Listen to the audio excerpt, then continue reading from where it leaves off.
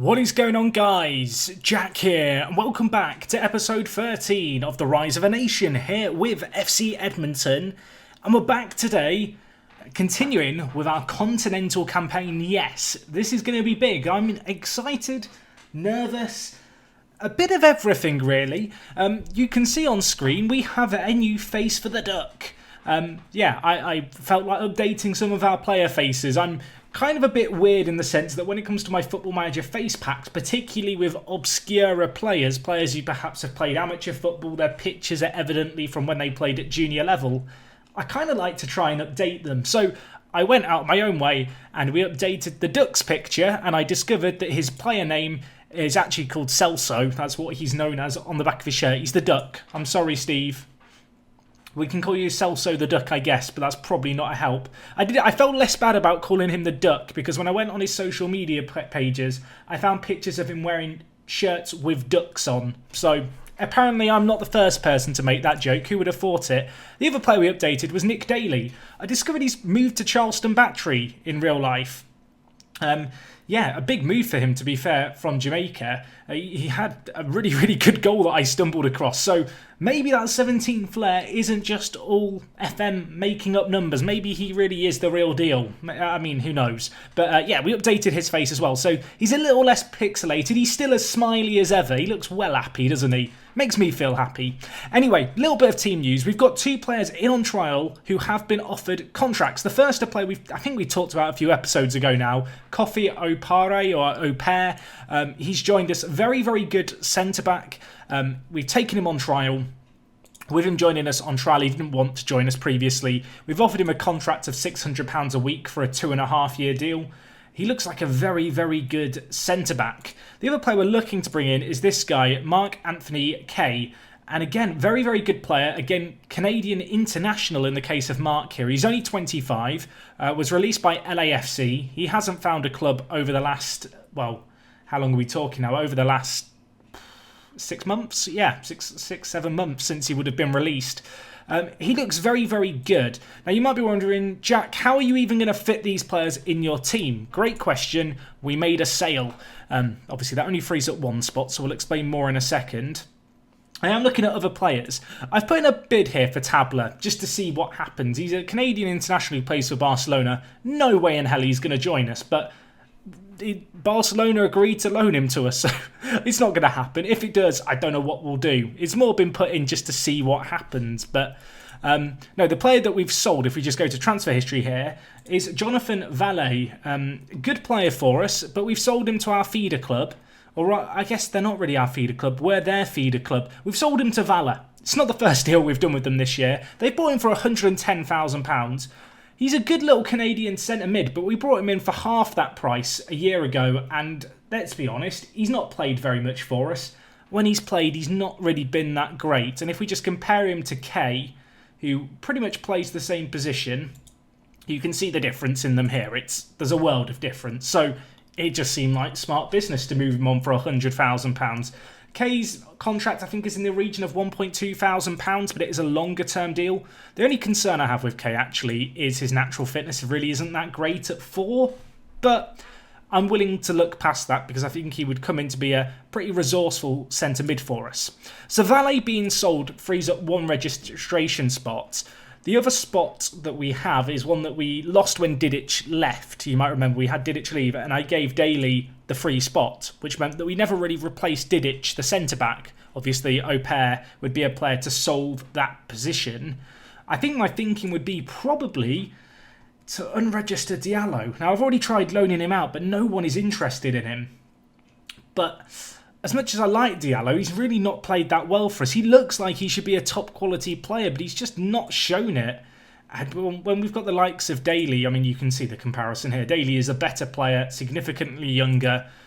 It's obvious that he'd be the player I'd rather register for the strike force, and he's only played 4 games, Diallo, a 6.58 average rating. If we unregister him, re-register the centre-back, and then obviously the straight swap of Valet and Kay, we'd be at 23 again, which I feel like would leave us in the best possible situation. So, that's a little bit about what's been going on off the pitch since you were last here. Of course, you were last here for the game against Toronto. That was a week ago. Today we are going to be taking on Liga Deportiva Alajuelense.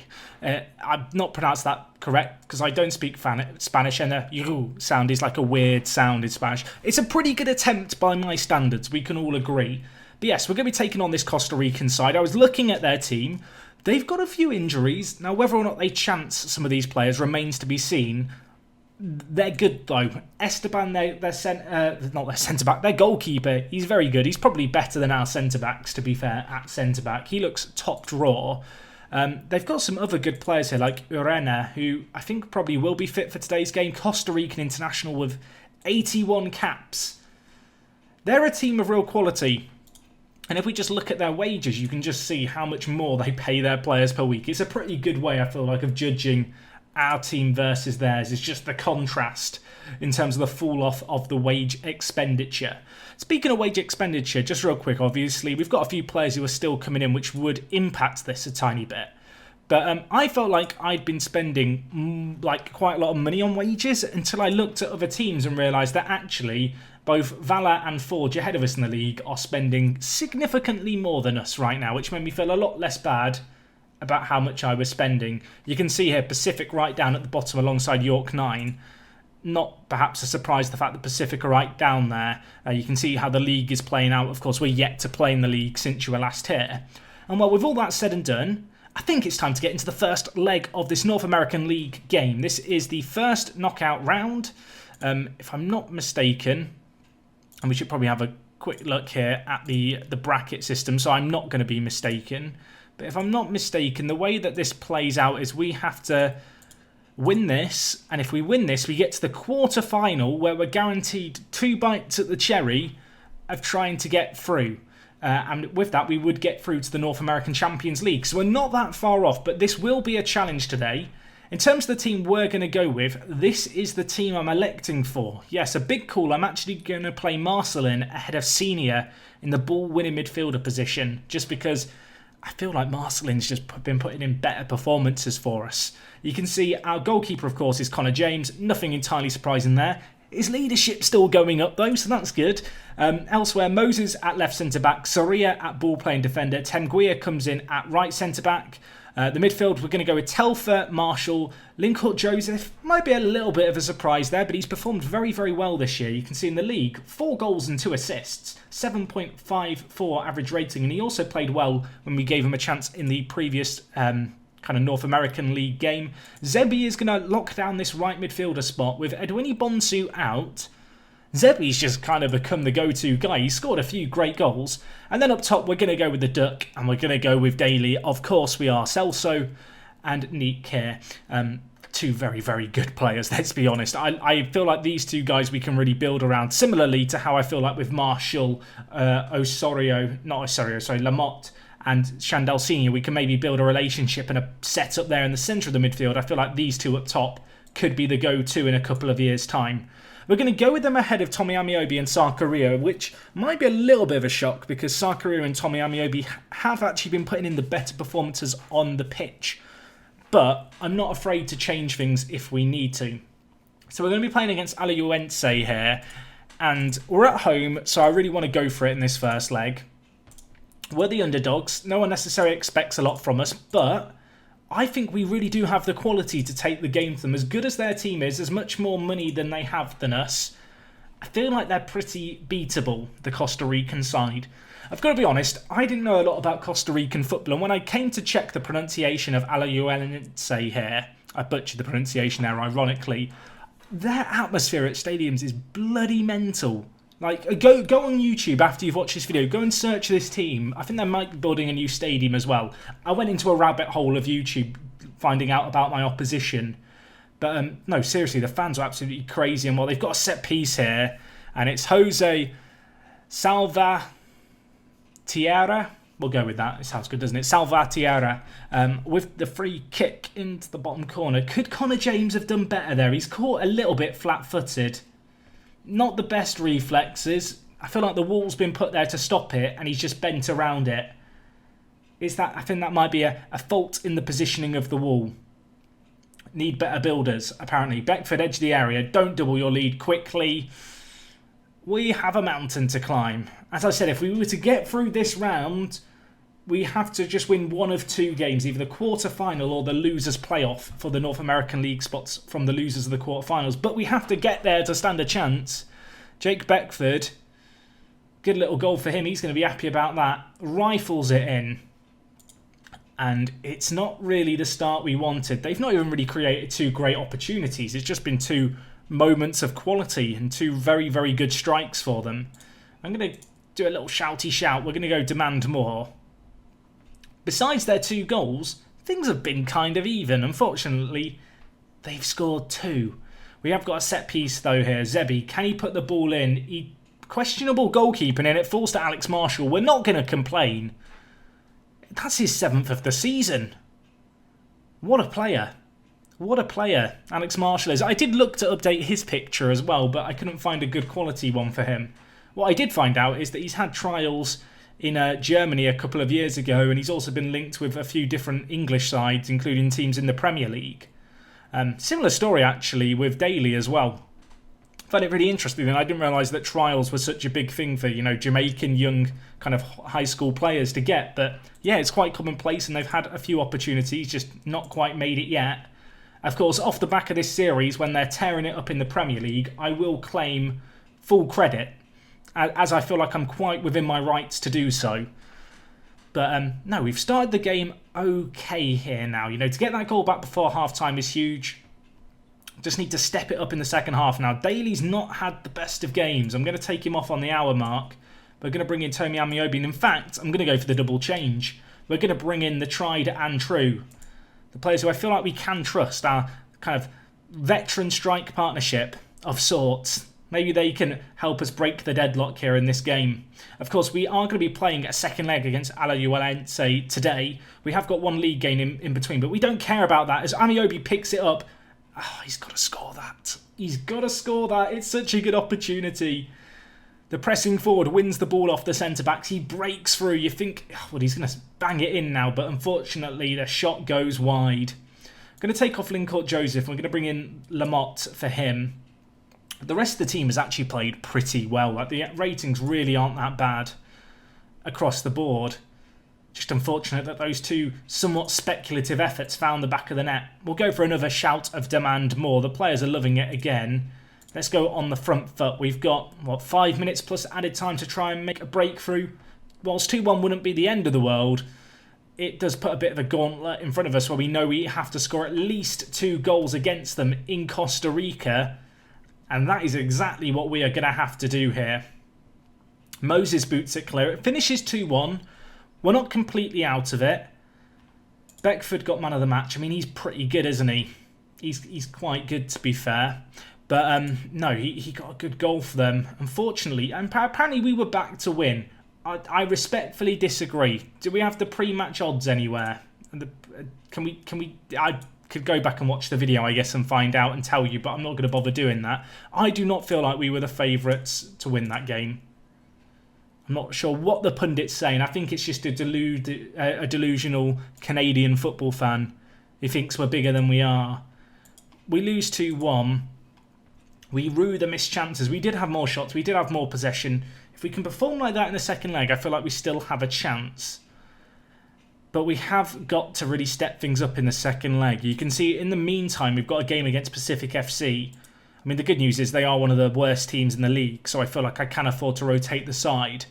But yeah, there's going to be big pressure in that second leg. We've got to go away from home, score at least 2 goals. And, well, shall we see if we can do it? Let's go forward. I'll see you guys in a second. We have a mountain to climb, but I think we can still do it. Okay, guys, so we're back here for the second leg against Alajuelense. This doesn't roll off the tongue. We're probably not going to do a save with them ever, just because I would butcher the intro every time. But yeah, we've got the second leg away from home, 2-1 down. Away goals do count, so there is a lot to play for. But since you were last here, there has been a game. It was against Pacific FC, a 4-1 win, yes. And you'll notice a new name on the score sheet. Kay has signed, and he got an absolute screamer on his debut. I'll just put in the goal here so you can witness it on his left peg. Lovely, lovely goal for him. And yeah, already making a bit of a name for himself perhaps in the team with that lovely finish there. We did actually make a couple of signings on deadline day, which was just yesterday. And well, the first player, Kofi Opare, Kofi Opare, that is how you say his name. I went and checked it on a YouTube video. So unless the DC United interview lady didn't know how to say his name either, Opare is correct. But yeah, we've signed him. Very, very good player. Only on £600 a week. Only on a 2.5-year deal. Relatively low risk for everyone. He's 29, so he's not the youngest of players. He is about to turn 30, but he comes with bags of experience. And well, we already have a pretty experienced defence. He adds just some much needed strength in depth there. But you might have noticed, alongside Kofi, we did make another signing, Koji. Yes, it's another Japanese player, Koji Oyamada. You might be like, Jack, why have you signed this guy? He's blooming part Canadian, isn't he? I mean, unusual combination, I guess, Japanese and Canadian. But you can see here, he got 4 caps for Japan already. He's only just turned 18. Very excited about this guy. He's not the tallest of defenders, but he's got okay physicals. His jumping reach and his heading probably need to improve a little bit. Part of me wonders if the physicality issues are just always going to be there with him, but he's 18 years young. He joined us on a free transfer from the NCAA side. You can see Fairfield previously was at Winnipeg Youth in Canada, so he's familiar with the country. He's going to be hopefully familiar with the kind of football he can expect to play. He's going to be in our under-21s. He's not on a small wage by any means, but I had to try and attract him away from some other teams who were interested. I found him just by looking at players with partial Canadian nationality, and he got thrown up for having international caps. And I just kind of dropped everything and was like, we need him. And then I realised he wasn't very tall, which is my own fault because I just got carried away on deadline day. It happens. I'm sure you've done it before. Fortunately, relatively low risk. Only slight downside, I guess, is the fact he's got a minimum release clause of £500,000 to foreign teams. Of course, £500,000 to us would be massive, massive money to receive.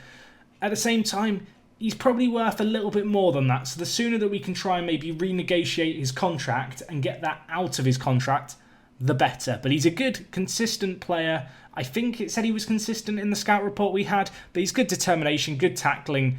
There's a lot to like. Anyway, let's get into today's game. We're going to be taking on Alajuelense. This is what I currently envisage to be our best 11 based off form. Of course, Edwini Bonsu still coming back from his hip injury, out for between 11 days and 3 weeks. He's actually done pretty well on his recovery. So on the right-hand side, we could play Zebi, or we could go with Caden Chung. I think we're going to go with Zebi. I've developed a soft spot for him. It might be because he follows me on Twitter, but he's going to keep playing for us out on the right. In fact, he's a very good winger, to be fair, technically and when it comes to his physicals as well. And then on the left, Telfer, unfortunately, is suspended. So we do have a few options. We could go Osorio, or we could go with Telfer. We can't go with Telfer because he's not available, Jack. Or we could go with Lincourt Joseph.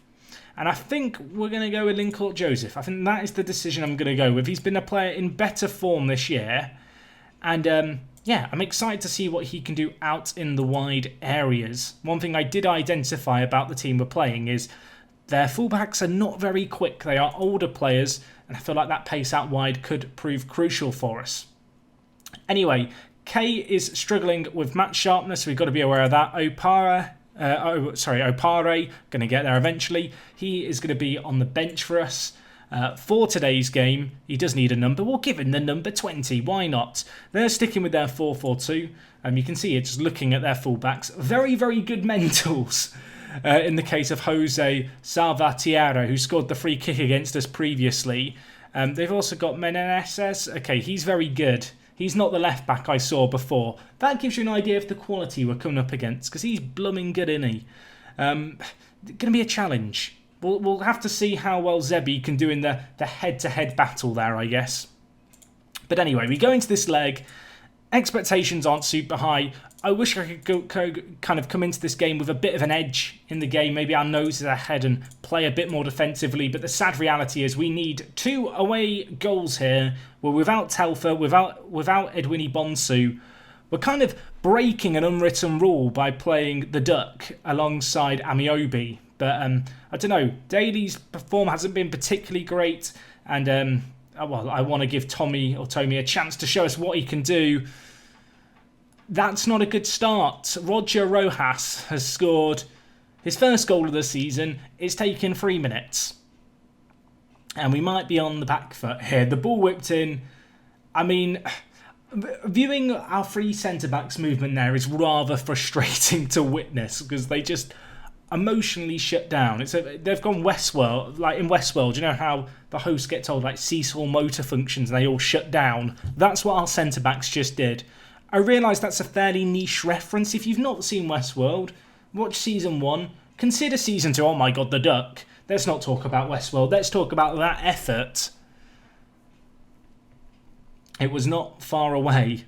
Just wide of the mark. I mean, we're not completely out of this. It doesn't really change a great deal conceding here because we were always going to need to score 2. Probably need to try and get a goal before half-time. It must be said, we've gone largely toe-to-toe against them in this half. Just that one set-piece chance they scored, and well, they might have another one here. Marin out on the left, it's blocked. What can Senior do? Can we hit them on the break? Senior's come in for Marcelin for his ability to bring the ball forward. And what a run that is to the duck. I mean, that's one hell of an assist by Chandel Senior. He offers us a bit more going forward than Marcelin. And that was one of the reasons for playing him as the ball-winning midfielder today. He's run down the line. He's put a ball into the duck. We've got his brand new photo. It looks beautiful. And he's tucked it into the bottom corner. Just what we needed before half-time. And there's another chance, maybe. 50 seconds left of the half. It's in their half. I want to believe that we could maybe win the ball high up the pitch here. Either that, there could be one big ball over the top that completely unlocks us. I mean, we're not pressing too quickly for it, I'll be honest. We're kind of standing off them a little bit. They're going to switch the play out here. We could be in trouble. Someone has got to pick up this man. With the overlap, it's always a little bit scary with our 3 at the back system. And in fact, they are bringing the ball forward here, aren't they? 15 seconds left of the half. Beckford puts it wide. You can see again this overlap, this problem area of the pitch. Sequeira whips in the ball on Rojas. I mean, it's a really good finish again from him, to be fair. We need 2, minimum. It's 2-1 again here. It's the result that the last game finished with. And it's not even quite half-time here. A cruel blow dealt in the dying seconds of the half.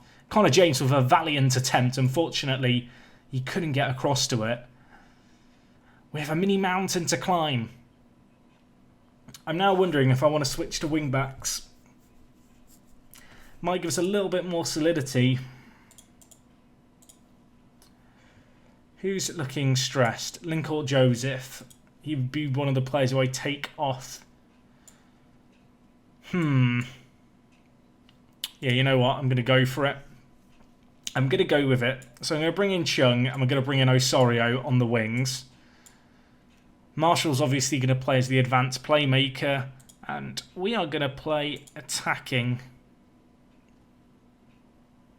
We did this before. You might remember end of last season and it worked really well. The only disadvantage with starting with Zebi and Lincourt Joseph is that I couldn't really easily adapt to play with wingbacks without making subs, but it's just something we have to deal with here. Using 2 of our 3 subs just to change the system is not something that's ideal, but I think the wingbacks might just help us a little bit to deal with the overloaded runs out wide. And equally, Marshall, playing as an attacking midfielder in this pocket of space, might work quite nicely against the 2 kind of, I guess, lines of 4 that we're going to be coming up against in this 4-4-2. You know, there isn't really an anchor man for them as such. And so Marshall, he has room to drop in like you see here. But equally, when he makes runs on ahead, people might struggle to pick him up. Osorio, first time ball into the box. Not a bad effort by the wide man there. It's what we need more of. The wing-backs, you know, they're still going to get forward and get balls in. But defensively, I think it'll just help us a little bit. They'll be less inclined to close down perhaps the wingers. And instead just stand off them a little bit more and be more wary of the overlapping run. Osorio whips in. Amiobi's there. Oh, it was a great opportunity for Amiobi to get a goal. Unfortunately, the effort goes wide of the mark. I've got one last sub to make. Alex Marshall's had a really poor game. I'm going to take off Amiobi and bring in Daly. but then I want to shout and I want to demand more. That's what I want to do. They have a set piece immediately. I mean, let's not concede from this, please. They've got the ball wide. Beckford to Sequeira, who hits it. Oh my gosh, Connor James, hold on to it. He does. Now we have a set piece. Daly, he hits it. Oh my god. We're in with a chance. On off the bench, Nick Daly scores it. Recently reevaluated our set piece takers and realised that Daly actually has a pretty decent free kick. He's shown us it right there. We need one more goal. One goal and we would be going through on away goals. With 20 minutes left, is there life in the old dog yet? Maybe. I've probably got to demand more from the players here with what's left. We've used all our subs. Alvarez with a set piece. A chance to deal a cruel blow. It goes wide of the post. Marshall, mate. I need some magic from you. We're going to change our wing-backs to be on more attacking as well. We have to at this point. Senior's going to go on defend, however, just to give us hopefully a little bit more coverage, but we've got to start throwing men forward. They've got a set piece. Alvarez whips in. Jimenez beats Connor James at the near post. It's been a entertaining game for the neutral, but not particularly entertaining for me. 5-3 it is now. I mean, the good news is we've not struggled for goals. The bad news is we've conceded 5 across 2 legs, which is never going to leave you in a great position. And unfortunately now, I think our dreams and hopes and aspirations of competing in the Champions League next year are gone for another year. And we're going to have to win the Canadian Championship, the league. We're going to have to win the full season and then win the playoff, which would be against Halifax if we make it to it after their spring season win. Maybe from there we can get back to this spot again. I mean, we need 2 goals. There's 2 minutes left. Chung brings the ball forward. Daly hits it just over the bar. I mean, the good news is that we have a pretty young set of players, particularly in the final third. They're only going to get better with coming years, and an experience like this, as disappointing as it is for our first venture into continental football, I feel like is a pretty good result. This Costa Rican side are good. I mean, Daly, you thought for a second he might get through. Unfortunately, the offside flag is raised. That's going to be all she wrote for this game. It's a tough result to take, I'm not going to lie, but I feel like we did ourselves okay. We didn't kind of completely curl up in a ball and just whimper away. We fought until the end. It's going to feel a bit weird now focusing back on the league because of all the various cup competitions we've been in. Fixtures have been moved around. You know, most teams have played a couple more games than us now. I'm going to tell the player, can't really fault your effort. No one expected us to win. You did your best. Edmonton were predicted to win the tie and we failed to deliver in the first leg. I don't agree with that. I just don't. Their team is better than ours. I respectfully disagree. I feel like the Costa Rican media are maybe they value our rep too high or something because their team is way better than us. Oh, I feel like the game's trolling me. I feel like we've done okay. You can leave your own opinion on how we've done down in the comments for me. But yeah, unfortunately we're going to get knocked out there. It is disappointing. I'm not sure if we had a board expectation for this tournament. Let's have a look. The North American League, we were expected to reach the qualifying round. Did we not go past the qualifying round? Oh, the qualifying round is the losers of the quarterfinals. So they wanted us to get to there. We came up short. But to be fair, they did say they can understand that we had a difficult draw. See, I'm not crazy. The media are. The good news is that we're doing well in other competitions. So hopefully the board are going to be patient with us. I'm hoping we can now go on to have a really successful league season. We can take some learnings from this tough set of games we've had over the last month and a half and really now, you know, switch our focus onto the league. In terms of when we'll be back, that's an interesting question, which I hadn't thought about. Fords are in 5th, York are in 6th. We've already done Valor a lot. Cavalry are currently top with HFX in 4th, but looking like the team to beat. I think the best bet today, to be honest, is going to be to just play it by ear. I'll come back when I feel like it's a good time to come back. It may be the game against Cavalry, depending on how much weighs on that particular match. Obviously, with so few games played in this split, it's a little difficult to judge, although with so many teams drawing against one another, the points totals are pretty underwhelming across the board.